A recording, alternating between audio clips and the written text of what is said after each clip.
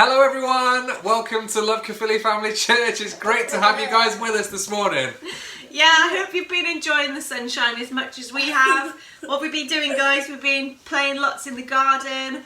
We've taken on the mammoth task of trying to paint the back of the house. So that's going to take us a few weeks. But overall, we've had a really good week and we hope you have as well. We've got quite a few cool things happening today. So we've got Caleb who's going to be leading worship. Then we've got a fantastic testimony from Catherine. And then what's happening after that, love? You're preaching? I am preaching, yes, so I'll be sharing. So it's going to be brilliant. Just to remind you guys that are part of the church, that all details for our tithes and offerings will be on our WhatsApp group. And of course we've got our Zoom groups and so on taking place this week, which will be good. Yay! So sit back, get yourself a cup of tea. Get yourself a cup of tea. And enjoy this morning. Well, good morning everyone. I invite you to join with me in singing to our great God, our wonderful God, our awesome God. And I just pray now that, Lord, everywhere that we are in our homes, that you would meet us in this place. We know that you are all powerful and that you are all loving. So thank you for your nearness, God, and I pray that, Holy Spirit, you would touch each and every one of us this morning.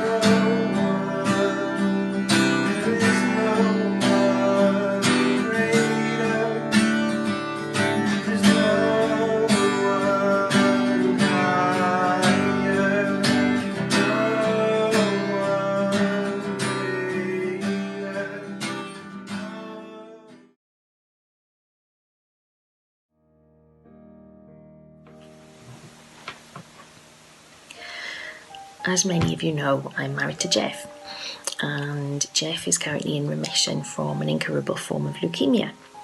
Although he's quite well at present, and we're so thankful for that, all the treatment he's had so far has left him very badly compromised in his immune system. And so that means that during this current crisis with COVID-19, he's considered very, very vulnerable. Now, a lot's happened to him over the last few years. He's had blood clots, he's had pneumonia more than once, he's had bird flu, he's needed blood transfusions, he's had to have additional medications. But every single time when he's been so ill, God has always brought him through to the other side. The answered prayers that we've seen have been incredible, and I can look back on the past and know that because of what he's done in the past, I have hope he'll do it again, that God will watch over Jeff now and in the future, and that we don't need to fear this time of real trial. Proverbs 31 talks about the woman who trusts in the Lord, and in verse 25 it says that this woman can laugh without fear of the future. And despite everything that's going on around us right now, that's exactly what's happening for me. I'm experiencing exactly that.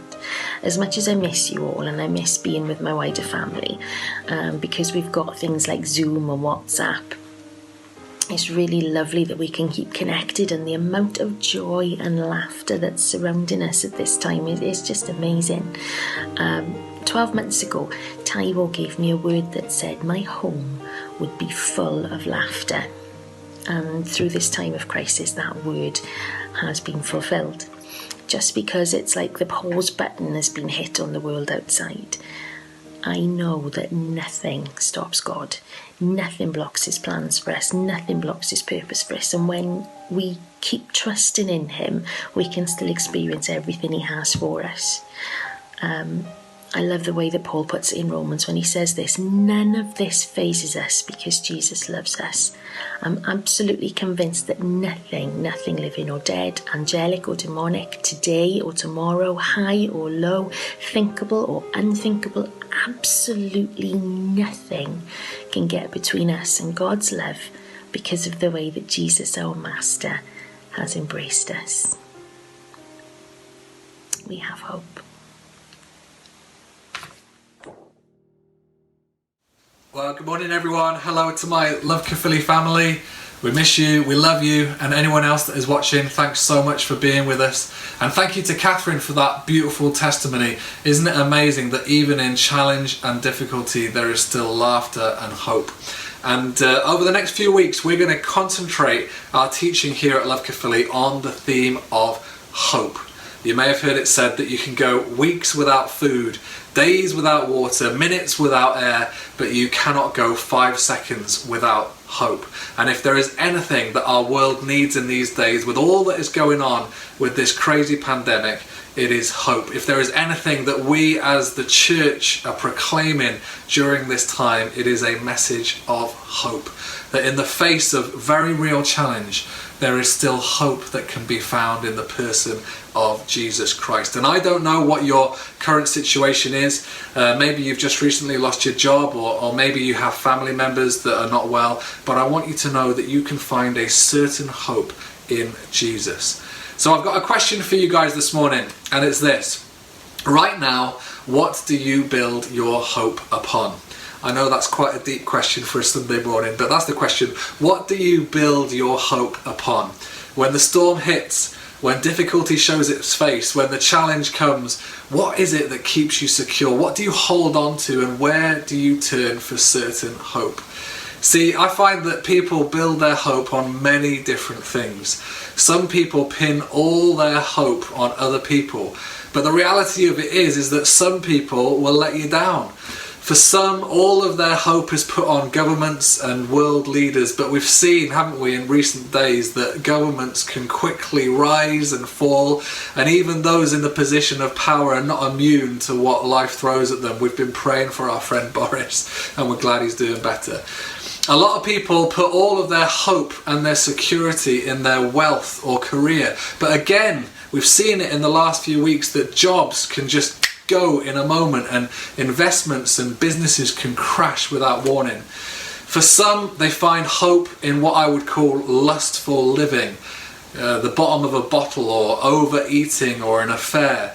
But the problem here is that the pleasure gained is just so often short-lived and leaves people feeling empty and hopeless. And it seems with all of these things, some of them perfectly good, but in all of them they are some way unstable, unreliable and uncertain. I once was working in the Philippines and we experienced an earthquake, and it wasn't like an earthquake that you'd get in the UK. The furniture was full on shaking and it was actually quite scary, and I was grateful when the earthquake finished for solid ground. And I want to encourage you guys today that we as God's people belong to a kingdom that is unshakable, and we have a hope that is solid. I want to tell you today that as God's people we know a hope which is not going to let you down or walk out on you like people might do. A hope which is based not upon a government that will come and go, but a kingdom which lasts forever. A hope that won't change dependent upon the stock market. A hope that ain't going to leave you the next morning feeling empty and full of shame. And a hope that goes beyond the grave. We live with a hope that is certain. A hope that is steadfast, a hope that is solid, a hope that you can build your life upon. There's a story in the Bible of two men who are building a house. You may have heard it before. One man builds his house on sand and one man builds his house on a rock. And when the storm hits, the man who has built his house on the sand, his house falls flat, but the one who has built his house on a rock stands firm. And Jesus says, if you want to be wise, then you should be like the man who built his house on a rock. Build your life on the word of God. There's a verse in Hebrews chapter 6 verse 19, and I love it. It says this: we have this hope as an anchor for the soul, firm and secure. Now the purpose of an anchor, I'm not a sailor, but I found out that the purpose of an anchor is to bring stability in the storm. What is that anchor for us as Christians? What is that hope that we hold on to? Our hope is in the person of Jesus Christ and his word. Sometimes I find in the busyness of church life we can be in danger of talking so much about principles that we take our eyes off the person, Jesus, the one who is called our solid rock, our strong tower, the cornerstone, our anchor.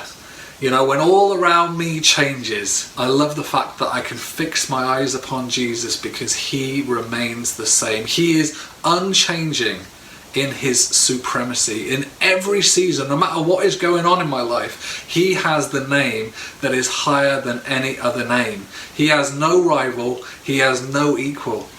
You know, even in your failings, he remains the same. When I am weak in myself, he is strong. In all seasons of life, whatever is going on around me or in the world or in my circumstance, he is the same yesterday, today and forever. And so our hope is not in a philosophy or in a religion or in any man-made government that comes and goes, but in the person of Jesus Christ and his word. You know, even within our small church community, we have got so many stories of where God has taken hopeless situations and because of a seed of hope has caused faith to rise and situations to change. We've seen people that have been consumed with grief come to a place of peace. We've seen people that have got marriages that are destined for a wreck totally restored. We've seen people who have no prospects for work come to a place where doors have opened and they've stepped into employment. We've seen people who are lonely placed into family, fear taken away and come into a place of hope. I find that the more I walk with him, the more I see of what hope I have in him. In the face of challenge and difficulty and uncertainty, we have an anchor of hope. And I want to let you know that whatever it is that you are facing, there is hope in Jesus. You can put your hope in all these other things, but you'll find that at some point they'll let you down. But when you put your hope and your trust in Jesus, it is certain, it's solid ground. We're going to have one of my friends now who's going to share a song with us, and it talks about Jesus being our cornerstone. Great song. But maybe you're a Christian, but you've been finding recently that you have anxious thoughts about the future. The key is to fix your eyes back on Jesus, who is your certain hope.